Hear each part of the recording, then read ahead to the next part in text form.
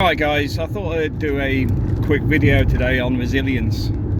I've got to say, from a perspective of whether you're in business or problems with work, home or whatever, having resilience to get through is important, and setting yourself up where you set yourself on a path, because the path is your exit. Your path builds your resilience. You're looking for those goals that get you out of whatever the problem is. So it is very, very important that you create direction, you create the movement, you create where you're going next, because that's where you layer your resilience. You know, it doesn't even matter what it's about. You know, I mean, if you look at, let's say, the French resistance, they didn't know when the end of the war was coming. Their resilience was to not give up. That's what there was ingrained. That was where their strength come from. It was to keep going. And I do think we don't talk about this type of stuff enough, because you need to build resilience. Resilience comes over time. Resilience comes from experience, knowledge, having some mentors, or having something where you respect somebody for their resilience through adversity or things that they've gone through in life. Because the other thing I find that works is having context. You know, funny enough, I was talking to somebody this week about there was a woman in the Philippines. She'd been in a car crash. Don't know who the woman is, never met her, but I do some sort of funding now and again. Well, I used to. I mean, to be fair, Manuel, a friend of mine's, died, so the guy that used to deal with it's no longer with us. Really nice guy as well, but the point is, he would actually ring me up, or well, he'd message me and say, Matt, you know, this somebody needs some help, can you help? So this woman had been in a car crash, then got a lot of money. Philippines, for good medical service, you got to pay the bills. So I just sent some money, you know, and I don't think about it, I just move on. But you know, that family was expecting a big bill, because the other thing is, they may not give you the same treatment knowing you haven't got the money to pay for it.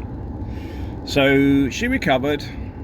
I didn't know anything about it because I just paid the bill. I wasn't really that not embedded. I just like to help people. I don't need to have a little photo op every opportunity or whatever. I find that quite vulgar, to be honest.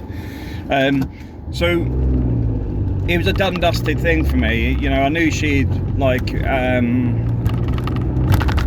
survived and done her medical treatment. A year later, I get this message from this woman thanking me, and I couldn't even remember what it was about. because I do these things now and again where, you know, somebody asks for help, I will, if I can, I will.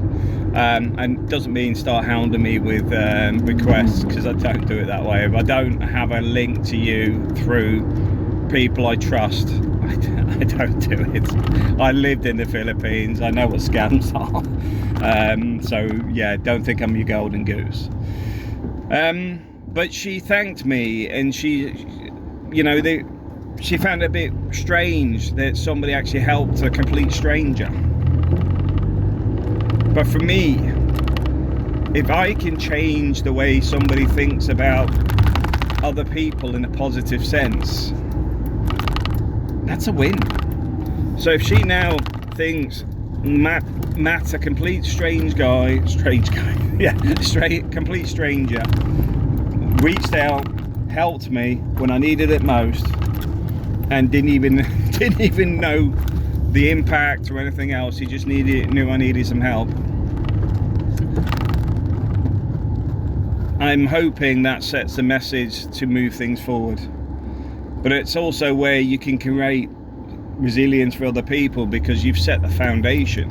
And that's why it's important that if you're going through these sort of things, that you're sort of tied, you know, for me mentally, to actually wanting to help others.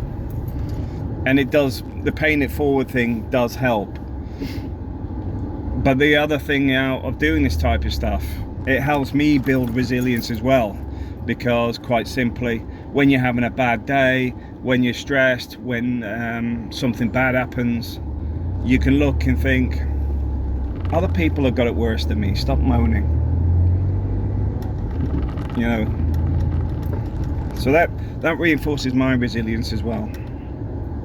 So I just want to sort of say that today, it's like, just remember, however hard it gets, there's always somebody worse off.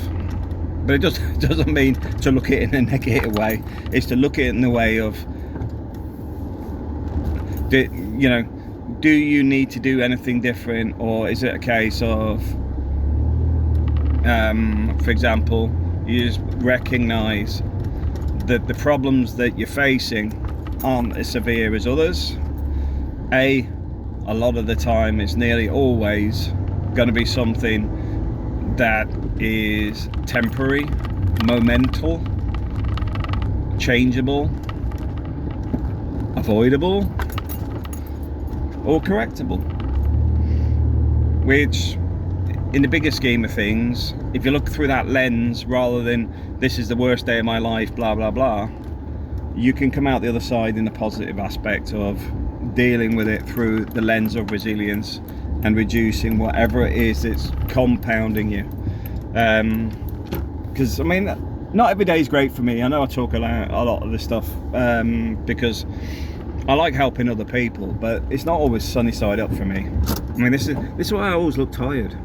No matter what I do, I still get some stuff that bothers me, and I get that other people have the same issue. Hence, we talk about stuff, and I try and put it on the platform here so that we can actually engage on a level that says, yeah, it's all right to discuss it, it's all right to talk about it, it's all right to try and work out how to manage this better. We may not have all the solutions, but if we can develop the resilience to a stronger level, I think that helps all of us, because the world's changing at the moment, and not in a good way. So I get we've got multiple things going on at the same time. I get that everyone's getting poorer at the moment in the West. I get we've got a shift in dynamic and increase in crime. I get that there's lots of things going on that we can't control, but it's being able to develop the resilience that will get us out the other side. And the other side I want to add to this, which is sort of why I put these videos out there sometimes, is in the UK, men are 3 to 5 times more likely to commit suicide than women. That's a fact.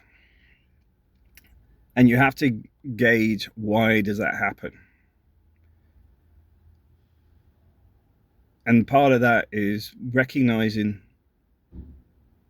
that if you're in a downward spiral, how do you stop it? If you're in a downward spiral, how do you change your mindset? If you're in a downward spiral, how can you create an environment that stabilizes and starts heading up? It's not easy. Hence, I do these videos. And it's not because it's not because I'm, what do you call it? I'm not in a negative space myself, in the sense of I've got a great family, great kids. Financially, I'm not too bad. It's more to do with the fact is paying it forward, showing what can work, showing how to develop resilience, talking about real world issues, and focusing on the real world issues and stuff we can control, because the rest of it is outside of our control, but it's what they try and focus us on.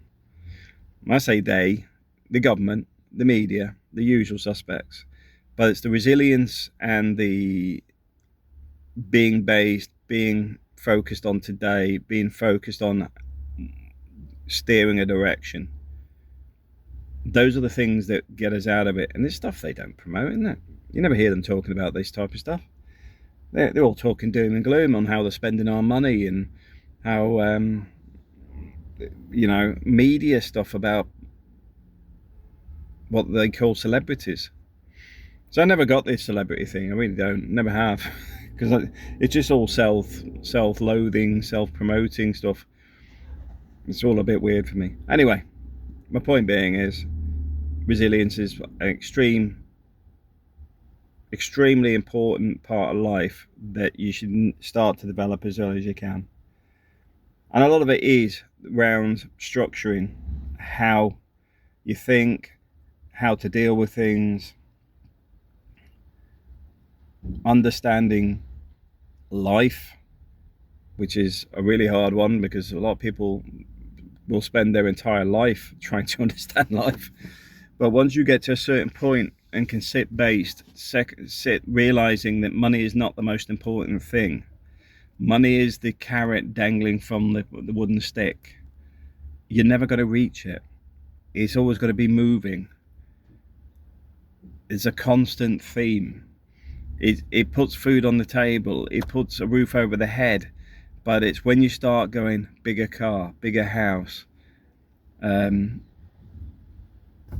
a second home, blah, blah, blah, debt on debt on debt. Because each one of those, unless you got the money for free, is years off your life.